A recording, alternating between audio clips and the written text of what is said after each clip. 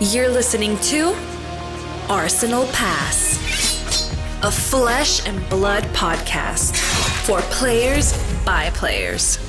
And all about strategy, leveling up, and the latest news in the world of Wraith. Welcome to Arsenal Pass. We have a current two-time national champion. We've got someone holding 2 national trophies in their hands and 2 reigning titles. Did you ever think that would happen? So, you know what the hard part about this is I don't know who to call the best player in Flesh and Blood anymore, because there's Pablo Pintor, who's obviously been on a ridiculous tear. There's Matt Fox, ridiculous tear. There's Tariq Patel, 2-time national champion, literally right now holding 2 titles. And there's Michael Hamilton, who's also on a ridiculous tear. These players, and I'm sure that I'm missing 1 or 2, so mind you, if I miss, I apologize. Just really going off the dome here. Like, the accomplishments of these players are so unusual and so far beyond what I thought was going to happen in Flesh and Blood. We really don't have a definitive best player right now, and I think that the World Championships is going to be, like, the equalizer, right? The decider. Because I just can't believe that there's players holding 2 titles. There's a player that won the PT, top 8 of the PT. There's Michael Hamilton, who wins everything he touches. I think he's gotten a PTI at every single tournament he's gone to. And then Matt Fox going from national champion to Pro Tour champion as well. It's absolutely nuts. And yeah, Tariq Patel, you know, he's joining us on this episode and obviously on a tear. Got a new nickname out of this, which I think is a huge win for him. The King of the North, which is a great nickname, by the way. But yeah, Hayden, it's absolutely unbelievable, to be honest. Yeah, well, it's true. We do have the newly minted King of the North, or King in the North, depending if you're a Game of Thrones fan, I guess, joining us for episode 76 to discuss, obviously, his run at the Canadian National Championships. A bit about the format, but particularly about Limited. We're going to discuss Limited, where Tariq, I believe, had quite a bit of success in Limited to reach that top 8. So there's all things can be discussed today. But, first of all, any Flesh and Blood from you this week? I know you're still in Europe, still on holiday. Yeah, so Flesh and Blood is just Talisha Online for me. It's actually been a bit less recently. Just been traveling a lot. I'm actually in Switzerland right now, which is cool. Switzerland is really nice. Like, Zurich is freaking beautiful. It's really cheap as well. No, it's not very cheap, to be honest. I know. They lied to you. It is better than it has been in the past, because the Swiss franc and the dollar are actually 1-to-1 right now, which is pretty uncommon. But still, man, everywhere you go, like, if you get any amount of food, like, you go to Burger King, you're gonna walk away with a $50 bill. It's crazy. Other than that, Zurich is absolutely beautiful. Like, there's this kind of freshwater, I think it's freshwater. There's a lake, rock bottom, and overlooks, like, you're looking out from Zurich, you're seeing this lake, and then you see this, like, rolling kind of green hills and then the Alps. It's just absolutely unbelievable. I'm actually going for a hike up in Lucerne, or around the area in Lucerne tomorrow, which I'm really excited for. That'd be amazing. To see the Swiss nature. Give me some photos. Send me some photos. Yeah, excited. I'm glad you're having some good times trekking through Europe. Flesh and Blood for me. You know what? Speaking of Talisha, I've been streaming a bit of Talisha this week, Turns out, Brendan, I'm a bit of a boomer. I thought you were the boomer, but it turns out I might be. I was just sort of struggle with computer interfaces. So in the right, I mean, it's literally a web client. So trying to get better at that, doing a bit of streaming. It's been good. It's been nice. I plan to take like a couple of weeks of like downtime before Worlds testing kind of starts post nationals, but just been having fun trying out different decks. Obviously, a lot of decks coming out for these national championships, getting games in on Telstra, and doing sort of 3 or 4 streams a week last week and this week. So shout out to everyone who's joined in the chat, and if you want to jump in for future streams, do. I think Brendan is planning to do some streaming as well once he's back on solid ground in his home country. Yeah. It was definitely a half-thought idea when I told you about it, but I guess I'll commit That's to it committed now, yeah. Because I got nothing else to do. So I think leading up to Worlds, by the way, if you haven't seen, I am going to be casting and commentating Worlds. I will not be playing. Casting alongside Flake, DeMarco, Tannen Grace, and Brian Gottlieb, I'm really grateful to be sitting in the booth with those legends. But yeah, I think I'm just going to start streaming probably every day once I get back, which is around October 1st, and probably do 5 to 6 hours a day. We'll see if I can keep that up. I don't see why not. I got an opening in my schedule leading up to Worlds, so I don't know. Looks fun, Hayden. So I want to join you on the streaming train there.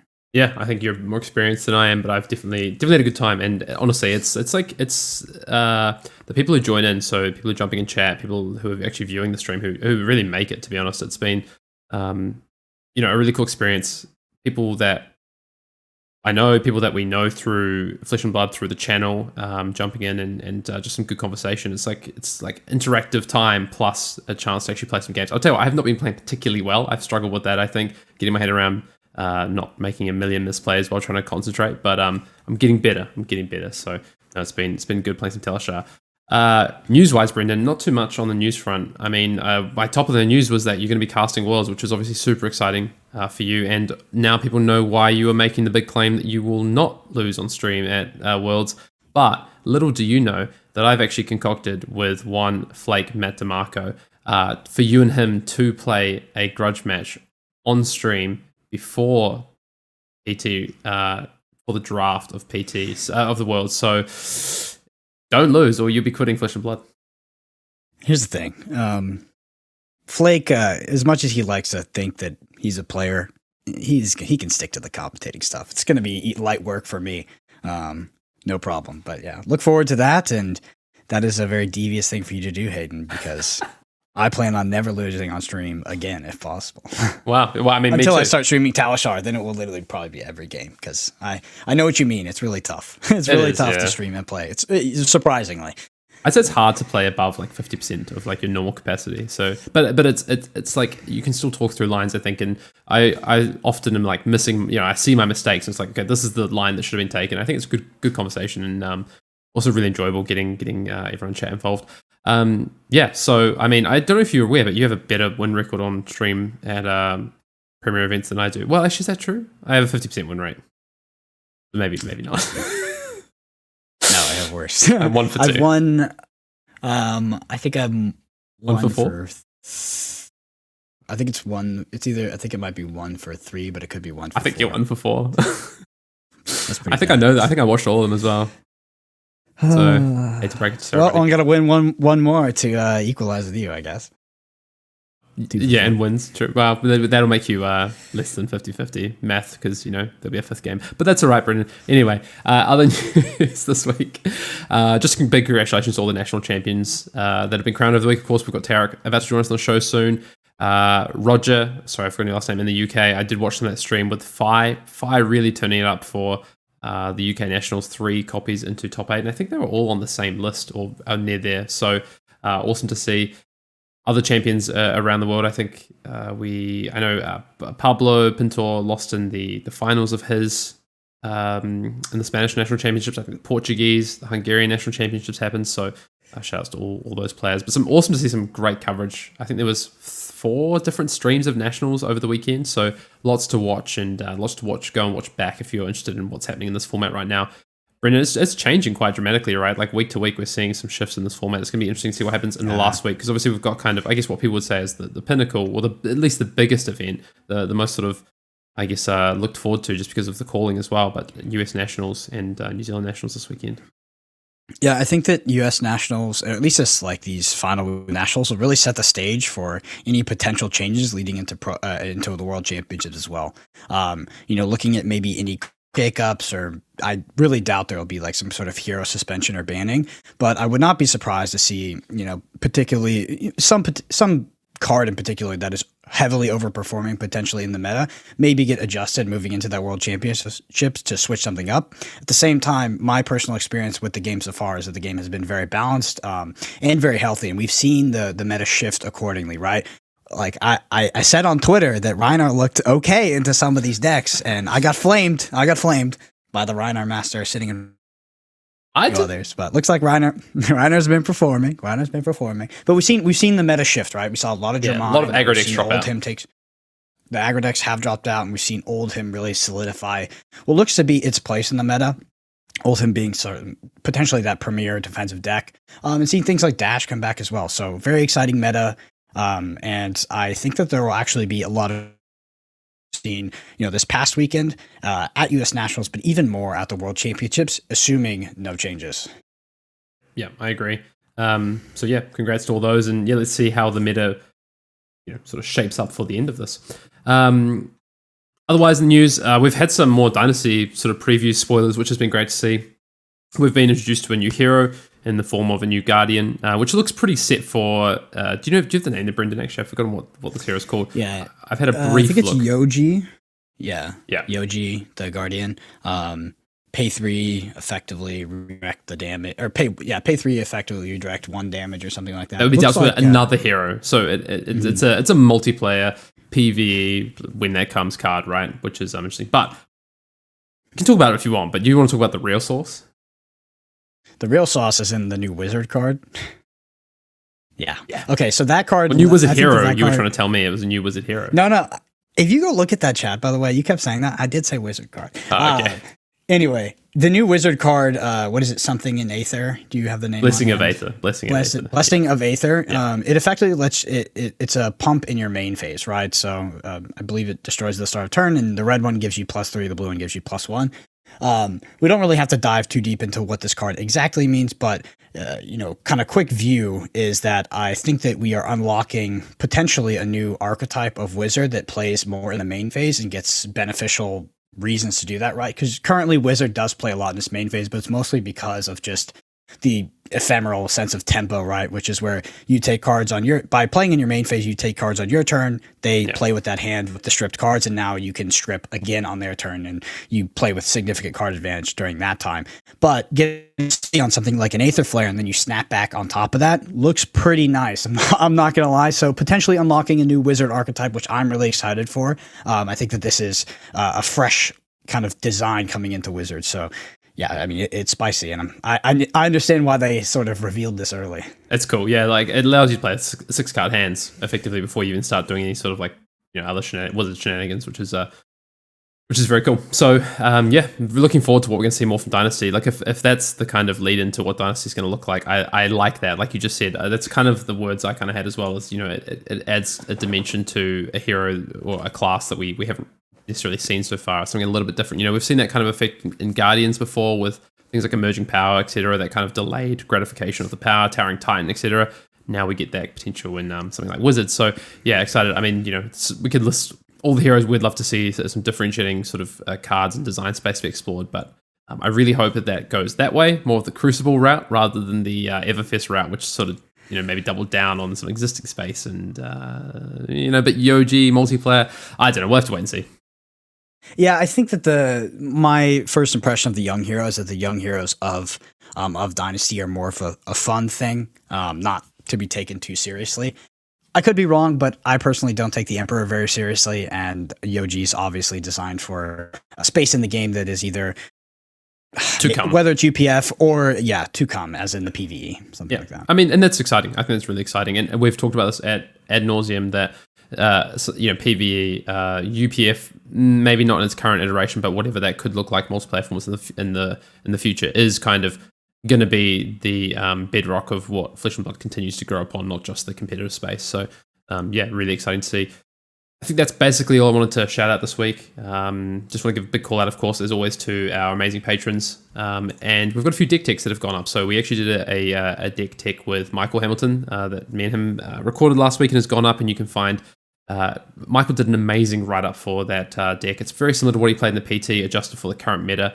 Will we see him run it this weekend? Will he be on something else? Let's wait and see. I always back Michael to pick up a Guardian. But yeah, great list, and he's done like a 6-page like sideboard guide that's up on our Patreon as well. And we also, of course, did one, if you haven't seen it already, for our deck that we played at the PT and tweaked that I took into my national championships and finished in 14th place. So that is also up there for you as well. You can go check those out. And we're going to have some more coming in the coming weeks, and the lead into the World Championship with the impartial Brendan Patrick, who is now in the booth, as it were. In the booth, cheering you guys on from the booth. But I'm really excited to cast, and I hope that during the World Championships, I think it's really important for the casting team to build the narrative of Flesh and Blood in terms of the players, the teams and the identities coming into this, because this is the culmination of the Pro Tour and the Pro Circuit, and pretty much all of Flesh and Blood so far beforehand, right? All of competitive play leads into the final World Championship to crown the quote unquote best player in the world. So there's a lot going into that, and we've seen a lot of rising stars recently. I'm really excited to see how they perform. And maybe some burning ones, some fading ones. If you look over my direction potentially. But no, I'm coming back for Worlds. We're taking it back. Yeah. Definitely, we got this. Yeah. Brendan is determined to not lose a single game at the World Championship, except for the team draft that we will be doing on Sunday at some point, and I will be getting him to grab his newfound co-workers, and me, Sasha, and our third person of desire will be whipping your butt.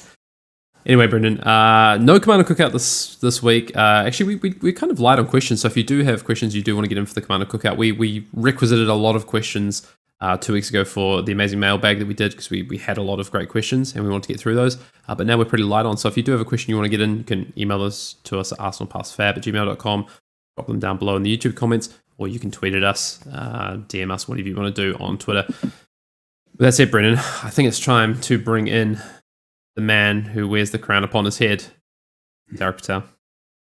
Let's do it. On episode 76 of Arsenal Pass, we are proud to have on the show Tariq Patel, now dubbed the King of the North, and currently Canadian and US national champion for about 48 hours, I think. At least. So, Tariq, congratulations on your recent win over the weekend, and welcome on to Arsenal Pass again. Yeah, thanks for having me, guys. How's your travels going, Brendan? Hayden, how's Australia? Yeah, so I'm in Switzerland right now, which is it's nice, it's beautiful in Zurich, but it's also extremely expensive. That's what you get. And I'm in Europe until around October 1st, heading to Austria after this, and then back to Paris for a few days before we fly out.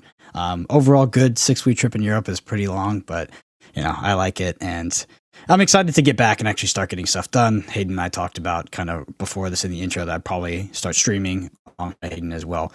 Hayden, what about you? I know you're happy to lay in your own bed. Right? Oh, certainly, yeah. I mean, you sound like you're having a torrid time, Brendan. Australia's fine. It's starting to warm up a bit. Summer's on its way, so although it's meant to be another very wet summer, so I'll cover what nice weather we have. But no, all things going well. Thanks, Tariq. For sure. All right, so let's head into it, Tariq. Obviously, winning two national championships back to back, holding 2 titles at the same time. Pretty ridiculous. We were talking about this before you hopped on, but there's been some incredible narratives that are being weaved around some truly exceptional players in Flesh and Blood that are achieving things that I thought might actually never be possible. We have people winning the Pro Tour, top 80 it. We have, people winning multiple callings back to back to back. Now you're holding 2 national titles at the same time. It's absolutely incredible. And I think that this question of the best player in the world right now is really up for debate. And we have the World Championships to kind of decide that.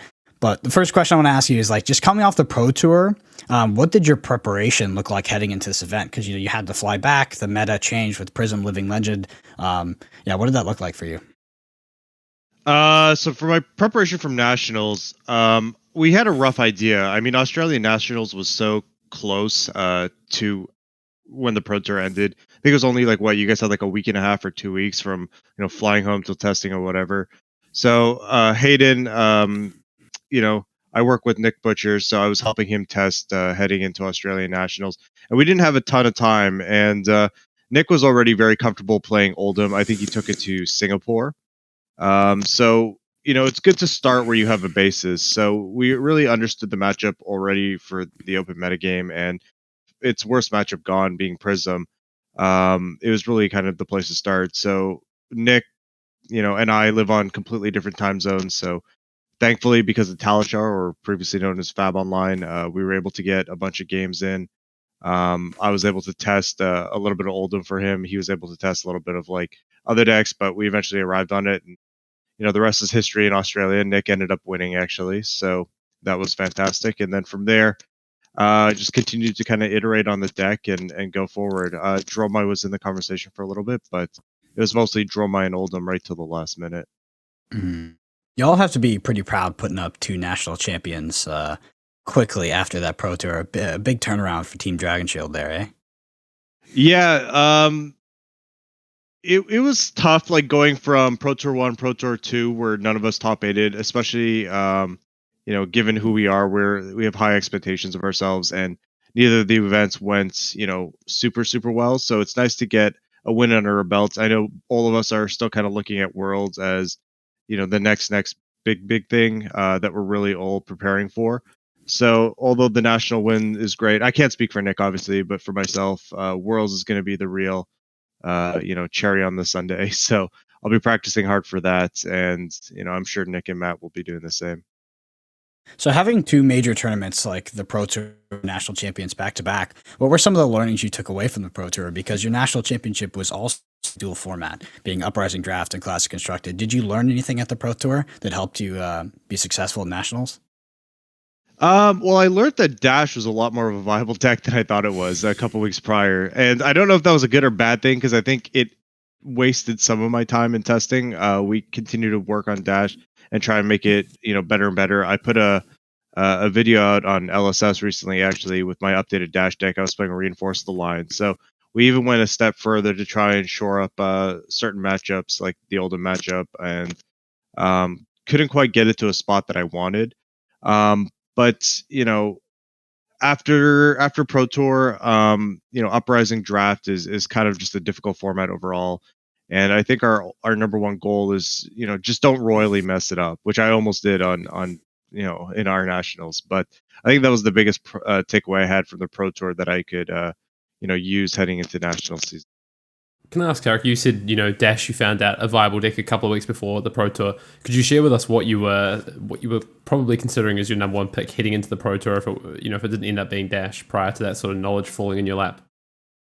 Yeah, so starting maybe even like 2-3 weeks before, we were really testing a lot of Fi and a lot of Viscerai because at the time Fi was quite a good deck. It could beat Oldham Fatigue, like the pure Fatigue Oldhams that we were seeing at the time. And it had a really good matchup into Briar because of Mask of Momentum, right?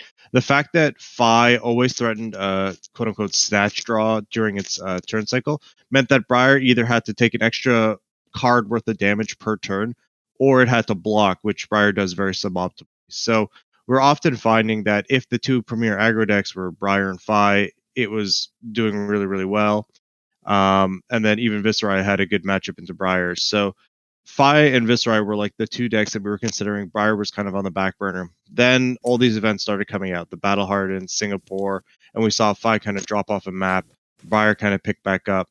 So kind of the week before the Pro Tour, week and a half, I was already in Europe, so I had Viscerai, Briar on me. I was at least testing, a lot of Briar, a lot of Runeblade. Shadow Mount Heroic, just easily the best card in the game in a vacuum. So I'm a big believer of, don't make it difficult on yourself, play the best deck. Luckily though, and this is kind of serendipitous too, not only was the Australians and New Zealanders that I was testing with, that being Matt and Nick, were working on Dash, but at the same time, the Canadians that I live near also came to the same conclusion that Dash was really good. So I had two separate groups that weren't talking to each other, both coming to the same conclusions, and I'm like, okay, there's probably something here. And we ended up, pretty close to our Dash list that we ended up on at the Pro Tour, and then we all met in Lille and kind of finalized the list from there. And that's how we kind of ended up on Dash. Awesome story to hear as well, like how that kind of comes to fruition. Because, people watching the stream at home, watching the PT, they just see Tariq Patel playing Dash, Matt Rogers playing Dash. They don't see the journey of how this deck comes to be. So it's great to hear as well. What was your overall experience at Canadian Nationals like? How were your opponents? How was the the general skill level of players? Were you surprised? Was it what you expected? Just talk a little bit about it. Yeah, Canada's a very interesting place. I don't know what it is. I don't know if it's specifically the GTA or British Columbia, but even like my years of playing, Yu-Gi-Oh! TCG or Magic the Gathering, like just to talk about Yu-Gi-Oh! For a second, there are a couple players nearby, and if you've played the game, you might have heard of them, like Lazaro Bolito, Dale Bolito, Matt Petal. Like these were like titans in the game of like early Yu-Gi-Oh! And they all live within like literally 20-minute drive of each other. There's probably more that I'm forgetting of. But Toronto has always had like this extremely dense concentration of just high skilled players. So, and in Magic is the same thing. When you go back and look at my local game store from college years, you can actually find like multiple GP champions, GP top A's, SCG namestays, like that were all just playing at like my local game store. So if Flesh and Blood has just continued this trend, like there's just so many good players you may have heard of or you may not have, and every round was like an absolute slugfest. Like all the way from draft to classic constructed. Mike, the semi-finalist, he works with Dante. I'm sure you guys have crossed paths with him before. He's a fantastic wizard player, and he pulled like the wizard D-Root, because I think D-Root played like 12 rounds of classic constructed, 6 rounds of classic constructed, 6 rounds of draft, all FI, and I think Mike did the opposite, where he played 12 rounds of just Icelander. So, you know, he's just a fantastic wizard player, and I got the privilege of watching him pilot the deck all weekend. I can't go this podcast without mentioning how amazing Yuki is. I played against her twice in the tournament, actually.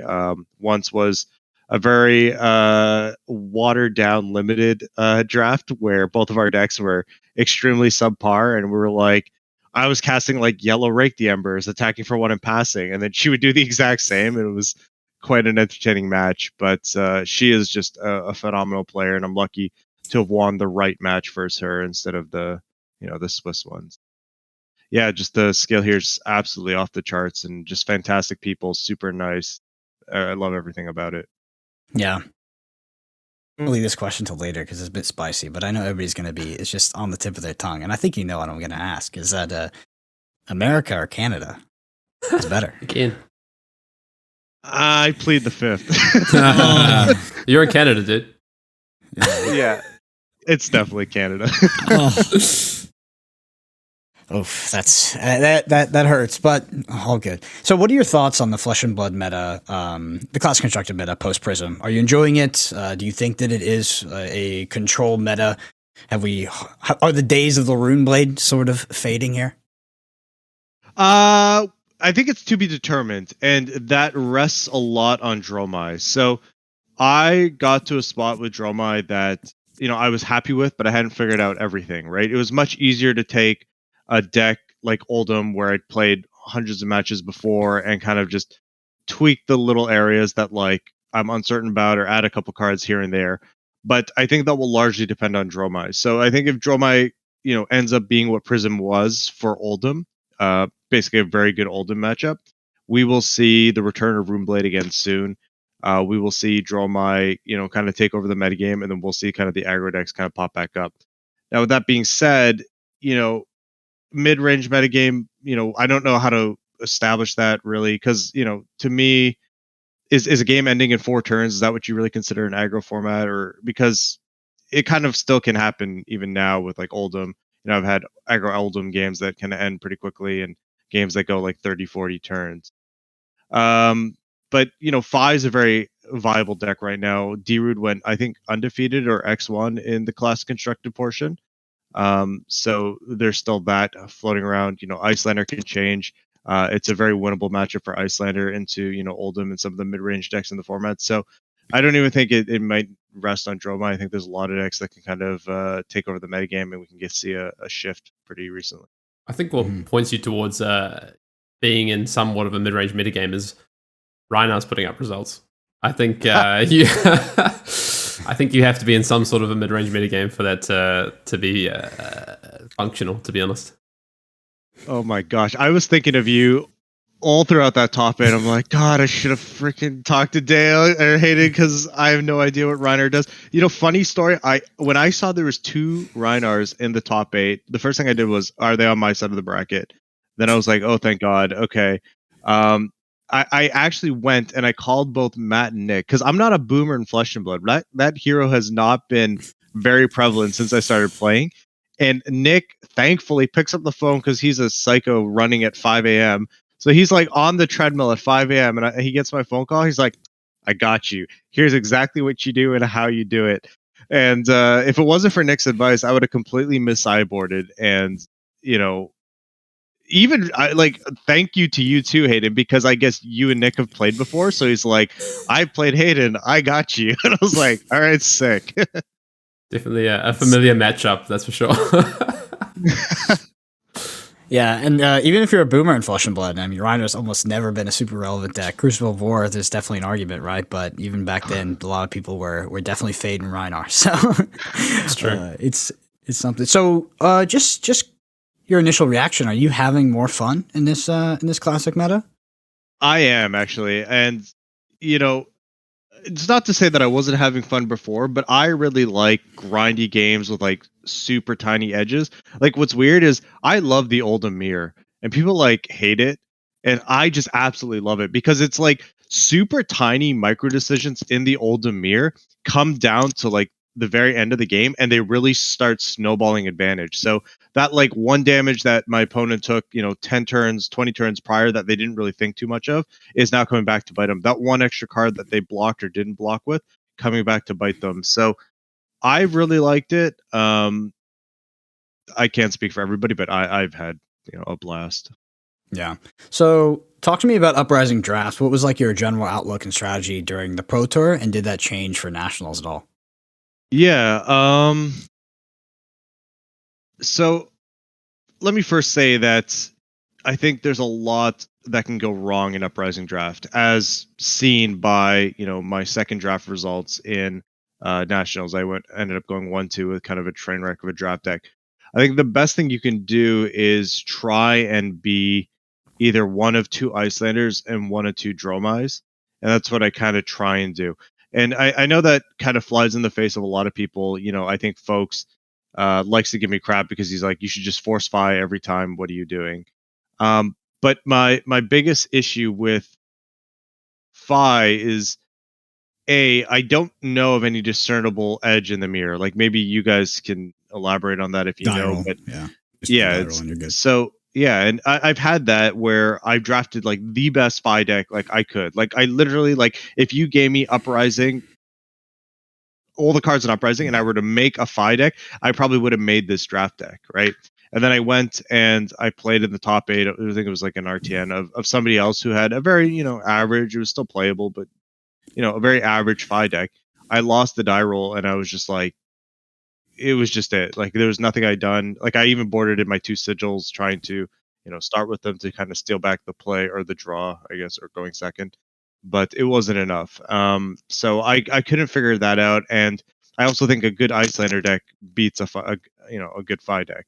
So I have a bad matchup into Icelander, excuse me, and then I have kind of a coin flip in the mirror. That's probably the most prevalently drafted heroes. So I like to tend to avoid Fi. I'll draft it if it's open, but I like to kind of either create a lane where I'm one of two Dromai or Icelander. I think that for me is my go-to. Mm-hmm. Did that strategy? Was there any evolution of that strategy from the Pro Tour to Nationals, or was that pretty much the your plan going into the Pro Tour, and then sort of reinforce those ideas, and you took that same strategy to National? Yeah. I didn't get a ton of time to redraft after Nationals, cause especially with the newer classic constructed format. I spent most of my energy on that, and there's only been 2 weeks or so. So we kind of took the same ideas. I went 2-1 and 2-1 at the Battle Hardened, but both my decks were quite insane. So it was working pretty well.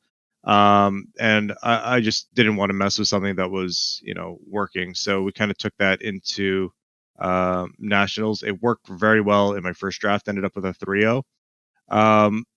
What I didn't realize though in the second draft was I was in a pod of people that really like specific heroes, and I just wasn't privy to it because I didn't really know the local metagame. But talking to my friend Joel after, he was like, "Oh yeah, I wish we talked beforehand because this guy never drafts this hero or only drafts this hero. D-Root only drafts Fi. Mike really has a high preference for Wizard. So like if I knew certain things about it, I probably would have drafted a little bit more. But I think it also speaks to the format where you shouldn't have to know those kind of things to, have a good draft. And it was unfortunate because in the actual draft itself, there was a pack. I think it was pick 4, pack 1. I had a Spellfire Cloak. Or it might have been my pick 5. So I knew that the 4 people to my right were not Icelander. And there was an interesting situation where I had to decide at that point, do I switch to Icelander or do I stay with my Trainwreck? Well, at the time, it was a pretty good draw my deck, 4 picks in. Do I continue down this path? And here's the problem with, not problem, but here's what I have found with Uprising, I guess. If you are one of 3 Icelander or one of 3 Dromai, it is a night and day difference than if you are one of 2. And my biggest worry is that Mike was to my left, and I know he's probably going to be the other Icelander. He was the only Icelander, it turns out, at the end of the draft. But if the person, 3 seats down from me is also Icelander, because I've set massive Icelander signals to my left, and I am now the third Icelander that has pivoted on pick 5, then I just could completely wrecked, right? Because there's usually not going to be enough cards in the rest of the packs to have 3 Icelanders, especially one that's now 5 picks down, 5 premium picks down, if that. So I had to make the choice: do I stay in my lane or do I pivot now and risk being the third Icelander? And I decided to stay in my lane, and it turns out that was a really, really bad choice. Mike was the only Icelander and had a Blitz deck, so it feels like you honestly just flip a coin sometimes in those situations. Like I have a real love-hate relationship with Uprising Draft where, those situations, sometimes it goes right. You slam that Spellfire Cloak and you end up as one of 2, wizards to the right of the other wizard for a premium pack 3, right? And, other times that happens, right? Or you end up being, I've even had a very similar situation to that where an equipment already taken previously was another Spellfire Cloak, and the wizard was actually to my right. They didn't see the other one. There's so many situations where, are they going to take 2 Spellfire Cloak? No, they're going to ship one, right? And it's going to put a wizard to the left. But it's a really interesting format. It's really, I like hearing what you said about sticking to what you knew, because you can go deep in this format as you can with all draft formats, I think, so far in this game. You can come up with these plans and ways you want to draft, and then you can go into a draft, and that draft might be a practice draft. That draft might be draft 1, pod 1 at the PT. It could be, pod 1 at Nationals.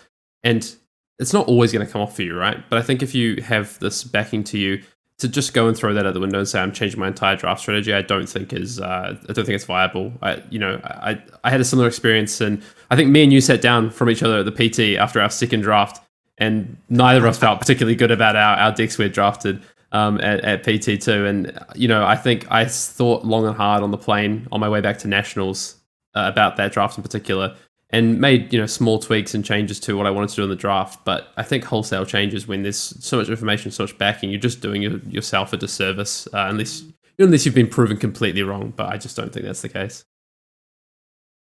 Yeah. So hopefully I'm not spoiling any trade secrets here, but I have to point out from my outside perspective, it seems like Team Dragon Shield is a bit partial to Dramai. Is there anything behind that? Because it seems like I've mostly just seen Matt's drafts and your drafts. I haven't seen much of Nick's. It seems like you all tend to lean into the Dramai deck and tend to be successful with it as well.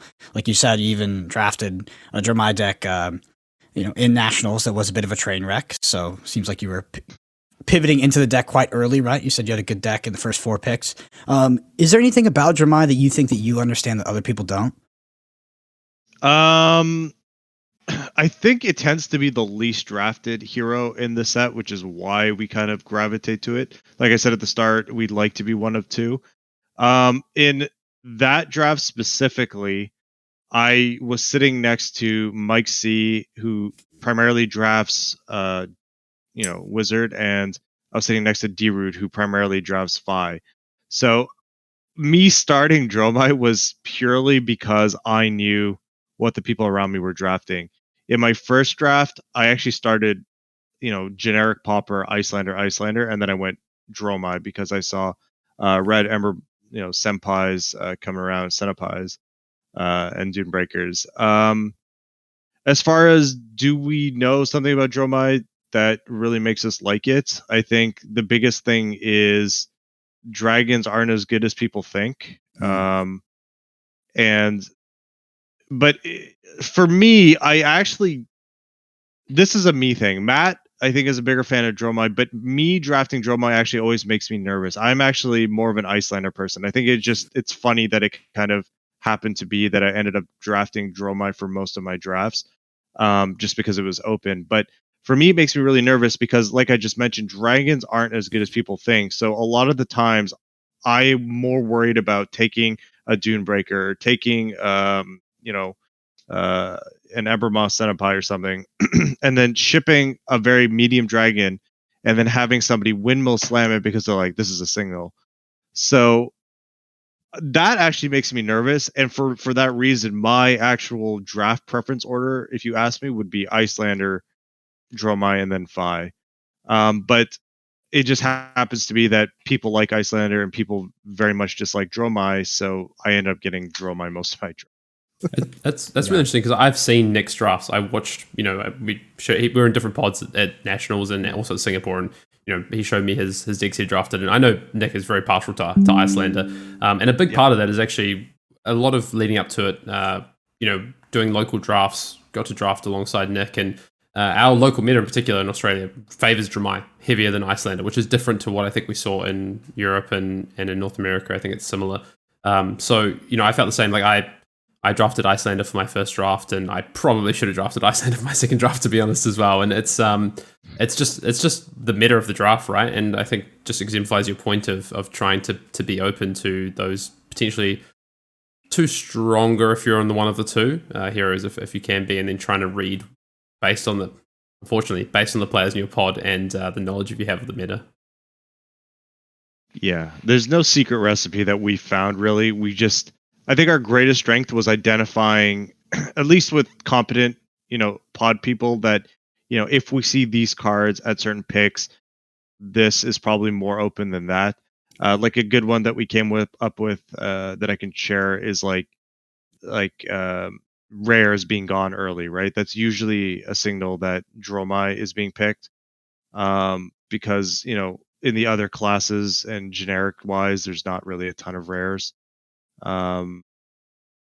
Just little things like that were what I think put us, at least draft wise, I think we did a really good job identifying and making the best out of a very medium situation. But I don't think we came up with anything like super, super special. I think there was just really, really tiny things that, still to this day in Nationals ended up paying off. And what really punishes me is my own head. Like, oh, am I going to be the third Icelander? Should I have pivoted? Those kind of things that mess everybody up. What do you think is your biggest learning in Uprising drafts from release to today? You don't need to play Fi. I remember sitting down in Vegas for the world premiere and being like, oh, it's like Briar all over again. And I'm like, oh, is there like an Oldham deck in this format now that we can like pivot to that? But I used to think it was like Fi or nothing, and the more I played Uprising, I realized like every hero. So I think I've been public on this before, but I think Uprising in a vacuum is a very well designed set. I think every hero can beat every other hero, right? We didn't really always have that in Tales of Aria. Lexi had a very tough time beating even a medium Oldham. So I think in that aspect, it was very well designed, and I actually think if there was like one more class card or hero card per pack, I think this would have been a really good draft set. Hayden, do you want to chime in there? Do you also have a learning that you maybe a big one that you picked up from release? I was going to say so many learnings, but biggest one probably for me is that the format boils down to a lot more simple factors than I thought it did at the start. I think a lot of cards that for want of a better term, cute and have some really like on the surface strong interactions. Sigil Permafrost is a card that comes to my mind, Brendan, are not really the cornerstone of this format. And what is the cornerstone of this format is just good numbers. I think you see that with the fire decks that have success. They just have good numbers. With Icelander, I think that was a learning for me as well, was, blue cards are great, yeah, but they're not the cards that are going to actually win you the game. So I think there's some learnings like that. Even, I look at a card like Scar for Scar, which I think has has reasonable numbers, but in class cards you have cards that function as a much more important role of your deck that have kind of a bigger impact on the game. So it's probably been my biggest learning, I think. Mm-hmm. How do you all feel about the dice roll? What about yours, Brendan? Is it as I don't know if I have one. I would be a bit contrarian to say that I think that I think Fi is actually like a pretty legit deck, and you can get away with a lot there. Like, it seems like a safe fallback in the sense of it's not ideal to 2-1, but if you are really just trying to get through the Uprising draft portion, I think that this idea of not necessarily forcing Fi, but really favoring Fi can be pretty safe for that. I've had really good Icelander decks I felt like just got run over by Fi when I was sitting on the wrong side of the dice roll. Leaked a ton of damage, and then just got ran over maybe 2 turns in a row, and then I couldn't really respond at instant speed, and it was a bit tough. I do like Dramai a lot. Yeah, I mean, we've seen players have a ton of success with, really, really just forcing Fi, right? Well, I don't think that's the end all be all. I think that Fi is like a super legit deck, and that even if there's 3 and potentially, I mean 4 is not ideal, but if there's 3 at the table, it might be a deck that, I mean, you could want to be in, especially if that's your play style, right? It's definitely the easiest deck to play, and I think it's potentially a safe pick for some people that don't have time to get enough reps in Uprising draft, leading into something like the Pro Tour or maybe even the World Championships. So that's kind of my takeaway, which I know is pretty different from y'all's, but I think that, but that's good though. That's good that there's a disagreement, right? And there's a disagreement, like not necessarily disagreements, but we acknowledge that there's a significant and reasonable power level to every single hero in the set. I think what Brendan said is also very important, and it's something that I'm still learning myself. If you asked me what my biggest takeaway from was, and I think after I had the Trainwreck draft, I had the learning that Brendan just, the knowledge nugget that Brendan just dropped on everybody kind of come to me, where my mindset should have been, I just don't want a Trainwreck draft. Why am I so close to Fi? And that's something that I'm working on. I had a bias before that I want to be 1 of 2 heroes, and I think a learning point for me was I need to adopt more of a Brendan Patrick mentality and be a little bit more open to drafting a Fi, especially if I'm comfortable with my CC deck and my only goal is don't draft a Trainwreck. That's actually really similar to like kind of what my thinking on the plane back to nationals was. At the PT I was like I was like happy if I opened even like a reasonable class card in either Icelander or Fi, I was going to take it over a Redim or Cinepai or a Necria or whatever. Like I was like just happy to pass those. And my biggest learning was like at some point I'm going to need to be like the best ticket at the table is going to be being 1 of the 2 Dramai, and I need to like be able to position myself to be in that. And I'm going to have more chance to be in a 1 of 3 Icelander if I'm never going to be 1 of the 2, like just fundamentally. So very similar thing of like just trying to be a bit more open and play to the strengths of the format, I think. I really agree with the sort of the ideology with Dramai that dragons are not as good as people think. I think the Senepais are just like one of the most powerful things you can be doing in Uprising Draft. I hate sharing Senepais with, like, if there's other players at the table that are valuing those cards as highly as I am, you're going to get significantly less of them, right? Because they're going to draft the Senepais over the dragons. When players are drafting dragons over Senepais, you can get just a nasty. Yeah. I generally don't like sharing Senepais. I freaking hate sharing it with 2 other players. It's like abysmal, but that's just the third Dramai problem.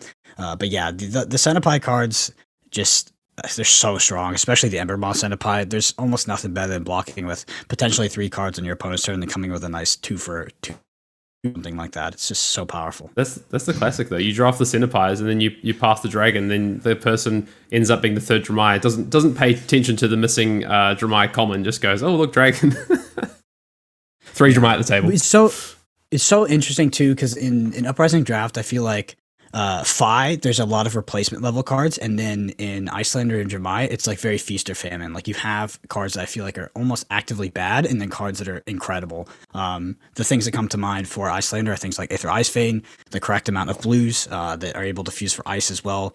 Either it's the Aether Hails or the Frostings potentially. Well, with Dramai, it's definitely the Senepais for me, but also enough sweeping blows in the deck, a couple Rake the Embers to really fuel that engine. If you don't have an engine that can sustain creating a reasonable amount of ash, like those dragons are going to be freaking trash anyway, right? Yeah, so those are my takeaways. I think we talked about sort of the balance of Uprising Draft towards the hero power. I think that the ceiling on most decks is actually pretty reasonable, but I feel like the floor on Fi is a bit stronger, and it's very easy to kind of exist at that floor and have a successful draft. Other heroes, but yeah, like the other heroes I said, they're the ceiling and the powerful versions of those decks you can get are powerful enough to absolutely 3-0 a draft. The one question I had here, which I know we talked about a little bit, but I want to get a quick one-word yes or no answer, because this is definitely an ideological sort of conundrum of the Flesh and Blood player base right now, which is Force Fi in quotations. Is it real? And I'll also go ahead and start, and I'll say yes, it is real, but that statement in and of itself is too simple to encompass what is actually going on. And I think what's going on is what we talked about, which is where I think the floor of that deck is much easier to hit, and it's a safe deck. And if you're looking to kind of just get through the draft, maybe you haven't had enough experience, you're uncomfortable playing Icelander, and you may uncomfortable potentially being the third Jeremiah or something like that. I think it's a very reasonable deck to pick to have an okay draft. It feels pretty uncommon that you draft a Fi deck and it's a train wreck. I agree with that one-word answer. I think I fell victim to the illusion of agency, and I'm going to be forcing Fi way more. Glad we sorted that then. Thanks for being on Tariq Brendan, I think you were going to ask us another question. You said a one-word. I feel like you've got a bunch of questions with one-word answers you want from either Tariq or myself. I feel like you're about to throw the fishing line in the pond. Oh, God. It's so funny that I literally didn't even realize that I just did that until you said that. I was like, one answer, and I gave a freaking mock. I was wondering where he was going with that. Yeah. Hayden, what do you think? Is Force Fi real? Maybe. Hard to say. I'll say probably. I'll give you a one-word answer, probably. I think you convinced me. After just talking to you guys today, I'm like, this is a hole in my draft. I need to start forcing Fi more. Yeah. I think definitely it's a little bit of a trap to be really apprehensive of drafting the Fi deck, because we always know like it's going to be super uncommon there's one Fi at the table. Just period. Pretty much every time there's going to be multiple people drafting it, and it is, I think, the most likely to be the most overdrafted deck. That being said, if you have a natural apprehension to Fi and you have like a normal split on your draft pod, Fi's might be the better deck to be in. And you take significantly more risk sometimes drafting Jeremiah and Icelander for being oversaturated in those heroes. I want to talk about the gameplay in Uprising Draft, and specifically the die roll. How important do you all feel the die roll is? We'll start with you, Tariq. It's become less important over time. You can learn certain strategies. I mean, obviously in the Fi mirror, it's still going to be the most important thing. But as Icelander, I think it's almost irrelevant. I know there was like a debate even going into Pro Tour and even Nationals. Like, are you always supposed to take the draw? Are you always supposed to take the play? And I'm a big believer of still taking the play, or going first, as Icelander, almost always. Like, I think the mirror is the one exception for me. And I know a lot of North Americans and other people were saying, no, you should be going second as Icelander for da-da-da-da-da reasons. And it was interesting, too, because I even saw that among some of the Europeans, right? Some of the European Icelanders were going second. I know when I played Ehrlich in my Battleharden, I think he chose the going first as well. So him and I were kind of on the same page in that regard. This is Dromai versus Icelander. So I think it's become less important than people initially thought. I think it's still very important, probably the most important if you're Fi. But if you're Dromai and Icelander, I think you're okay with going either first or second. What do you think, Hayden?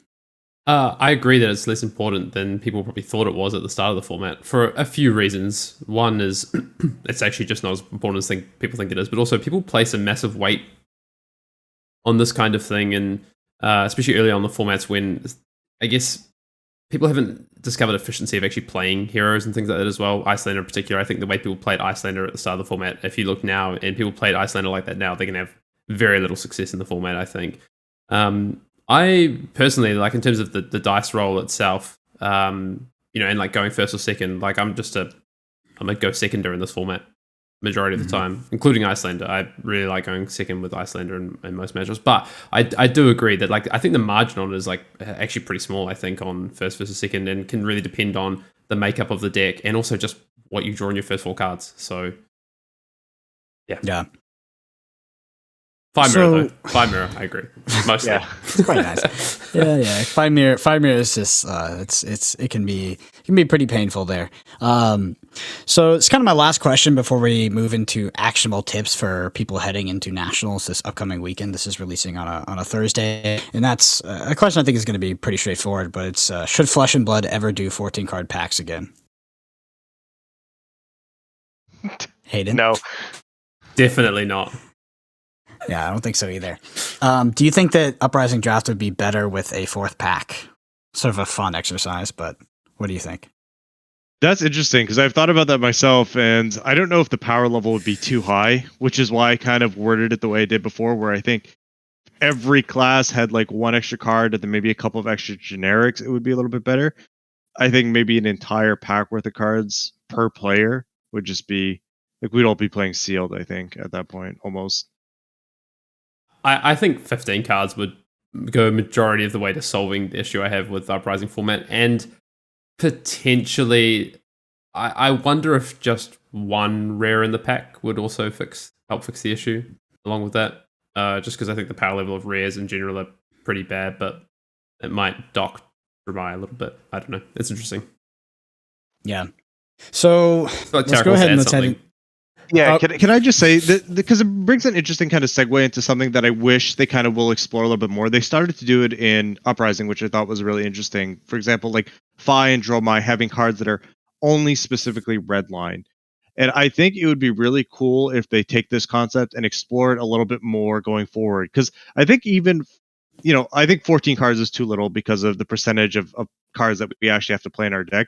But wouldn't it be cool if we had a design set where every card was at least playable or better? Like we didn't have Yellow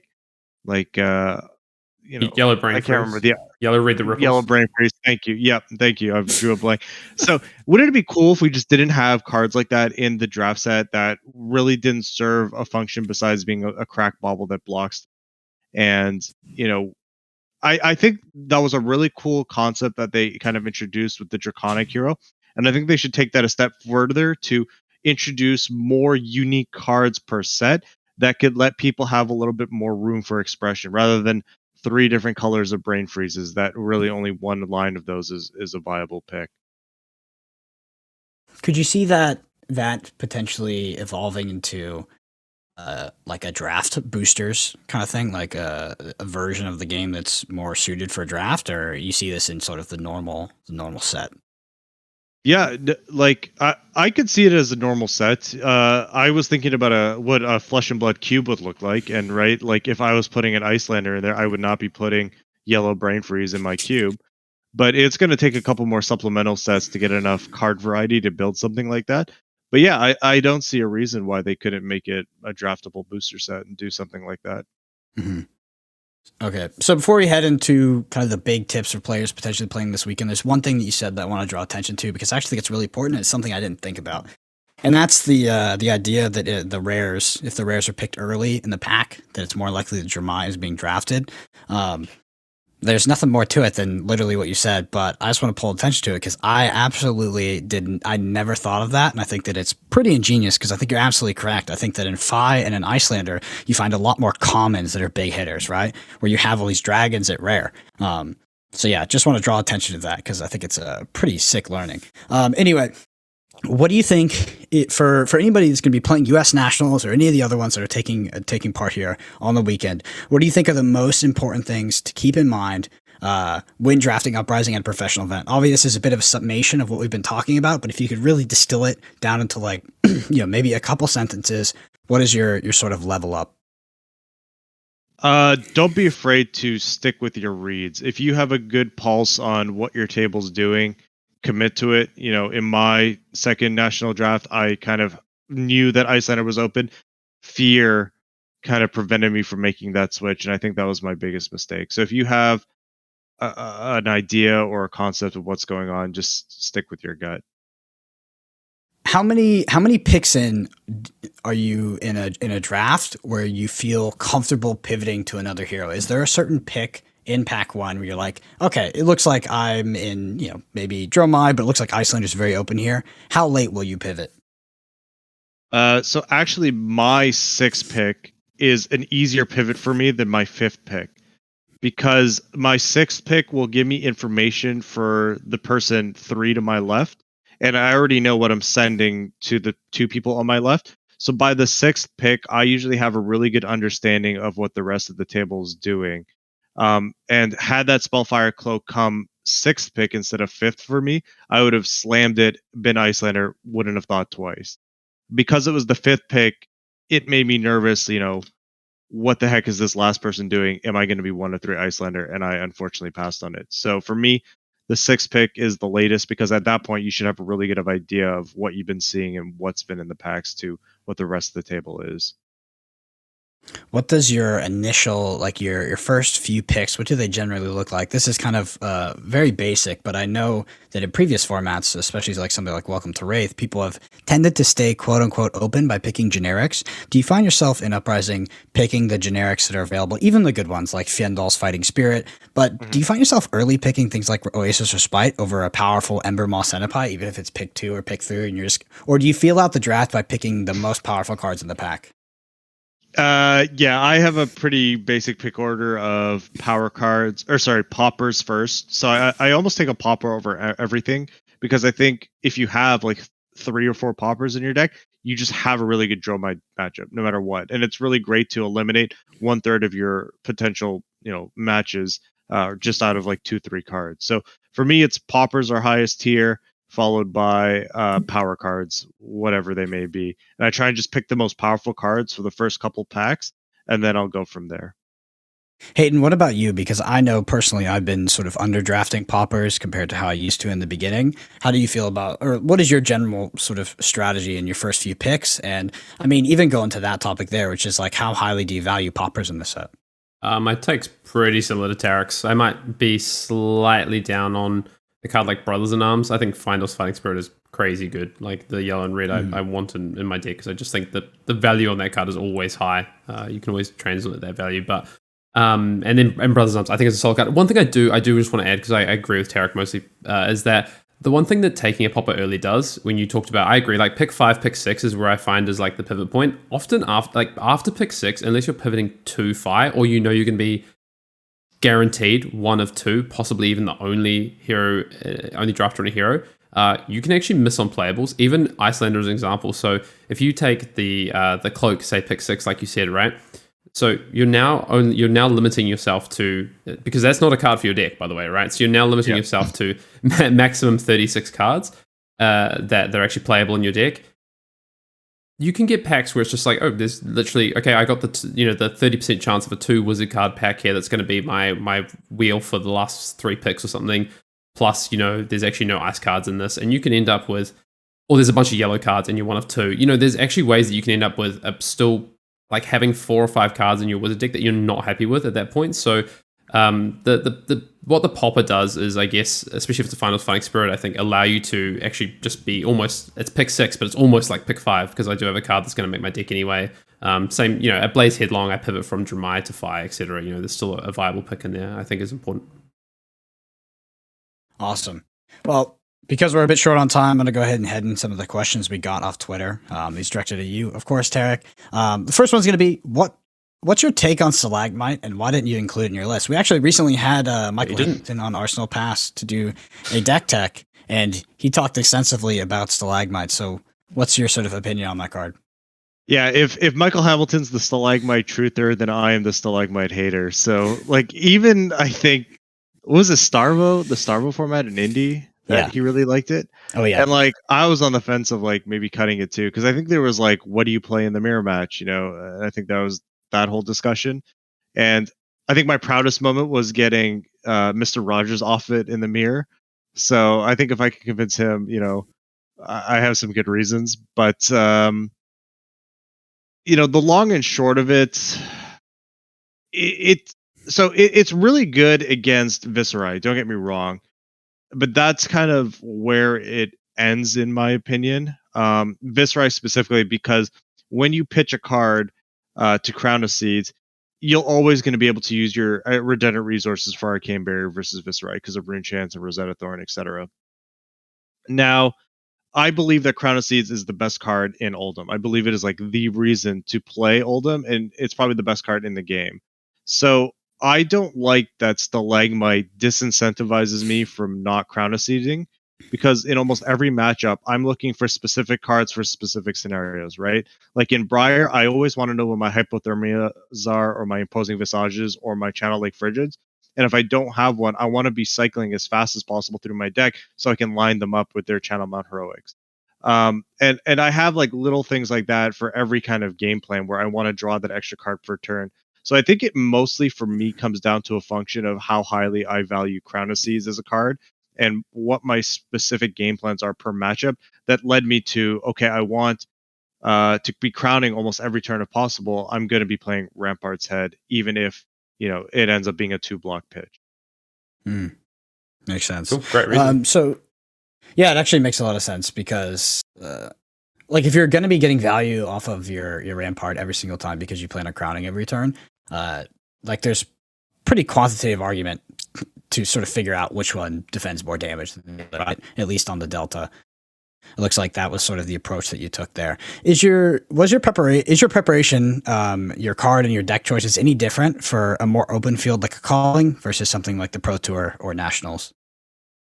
Actually, surprisingly, no. Like the only exception would be is if I played like a 16-person event and I knew like 10 of the people really well, then I might like pick a really off the wall deck just because I could really metagame. But you have to expect everything, right? Just because Canadian Nationals was smaller than like a calling or the US Nationals, my preparation was largely the same. And thanks to Flesh and Blood Online, it's like I could just play, I'm in my comfort zone where I can just play like 100 matches and just have a really good idea of where I should be against an open fields.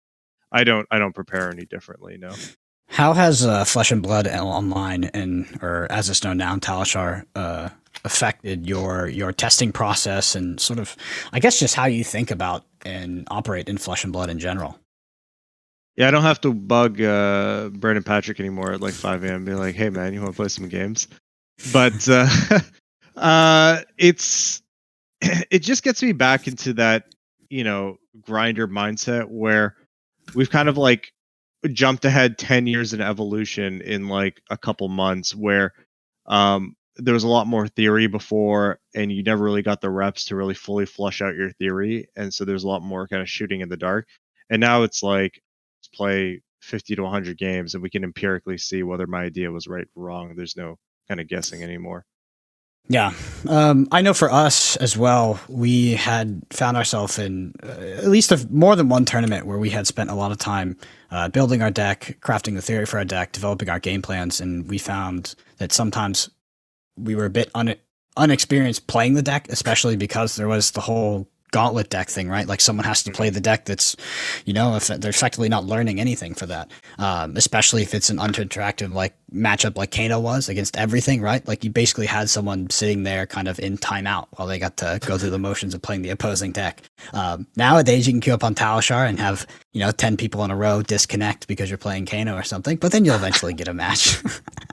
But yeah, it's really interesting for how it's going to affect testing and practicing moving forward. And I think that anybody that's going into a tournament and looking to be serious doesn't really have an excuse to not have reps on the deck. Whether the quality of those reps is something that you need to consider, but nevertheless, I think that it's going to drastically affect general skill level of every single player in Flesh and Blood. And like you said, it feels like we've moved from this sort of prehistoric age of the game to a more modern mode. And whether that's good or bad, we will see. But I think you should be very prepared for people to be a lot better when you show up at Worlds. Last thing, Tariq, you've won U.S. Nationals, you've won Canadian Nationals. What is next for you? Like, what is the next Nationals? We saw, Brazil, I think it was called. Are you looking to conquer, move on to South America and conquer that continent as well? Yeah, as a snow Mexican, I figure I'll move south and conquer actual Mexico next year. So I'm gonna get my passport ready, and I'll see everybody down there.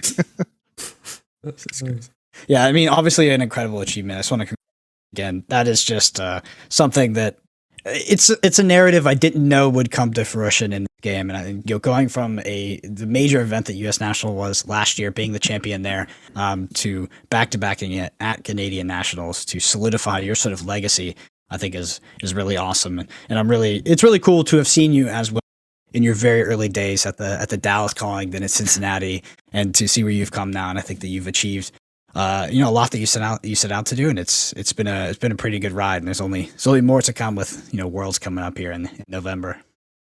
Thank you. And yeah, I also want to give a shout out to Yuki, because I know our match specifically, we played in the semifinals, and it was quite a heartbreaker. It was going to be a heartbreaker for one of us, because I think her storyline was really cool too.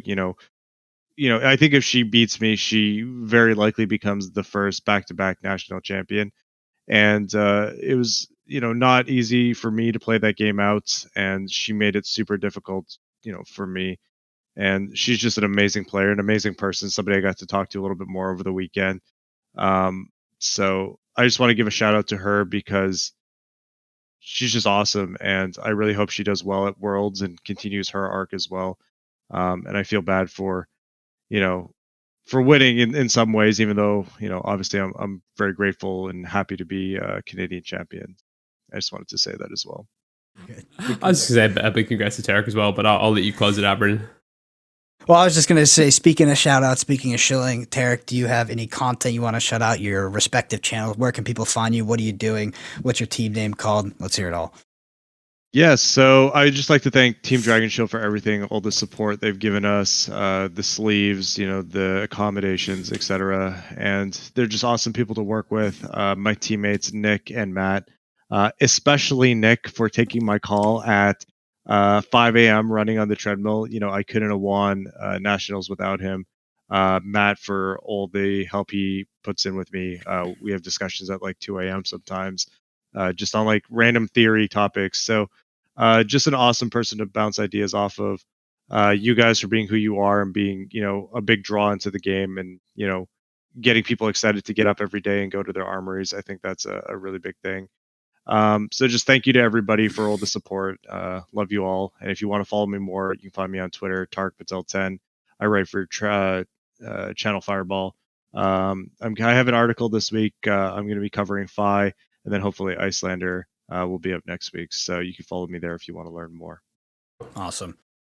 Well, thank you all so much for joining us. That is episode 76 of Arsenal Pass. We do have the 2 recent deck techs that have gone up on the channel. So if you're looking to play Nationals this weekend or just in preparations for Worlds and interested in either Briar, this is going to be our Briar deck from the PT, slightly adjusted for the new meta, as well as Oldhim with Michael Hamilton himself. You can see the arguments for Stalagmite in that video. Go and check it out. Thanks again, Tariq. Congratulations on your win, and excited to see the future of your career. Thank you for having me, guys.